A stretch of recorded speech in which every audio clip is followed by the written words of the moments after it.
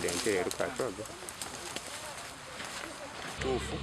olituseyo ninsanga omukyala oyo yeetuze ninkubira poliisi niwasooka wajja wa poliisi n'omuntu wa bulijjo yasoosewo yinamba gye mbadde nnyina naye byenda byesiwali birala byemmanyi kweri bagwerwa kagwe kushanga omukazi ayihanikira omu muta y'eiguru titukumanya oba bamuresere bamutahafiire oba ayihanikire nikyo kitacyenga ekikwewuunyisa nti singa omuntu aba akoleddwako ekintu ng'ekyo kyetaaga banoonyereze yakoze eki eyakikoze babakwate olwokuba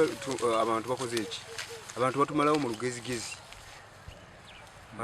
lugezigezi olyakutta n'akuleeta n'akusula wakusudde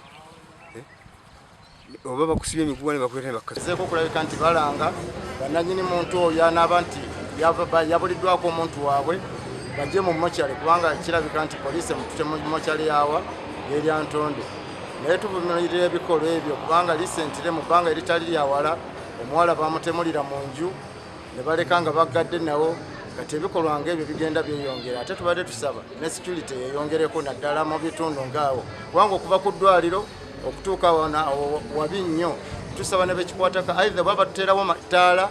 batuterewo ettaala naye ng'ekitundu ekyo kibi nnyo okutwalira owamu ababbi bakozesaawo nnyo ate bakyakwatirawo abantu bangi kubanga abantu bangi batambula n'ogenda okulaba abalwadde baabwe niwekyo nareeba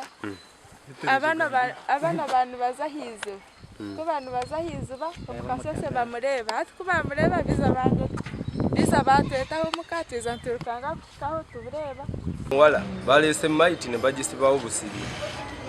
kale n'obwensonga eyo kikolwa ekyo nkivumirira era siri musanyufu n'embeera eyo tusaba gavumenti enoonyereze ku nsonga eyo ezuule yakoze ettemu eryo kuba sijjaga nti omuwala yeetuze kuba giri emyaka abadde yasibye akaviiri ke ali mu ngoye empya nga talabika bizibu biyinza mwetuza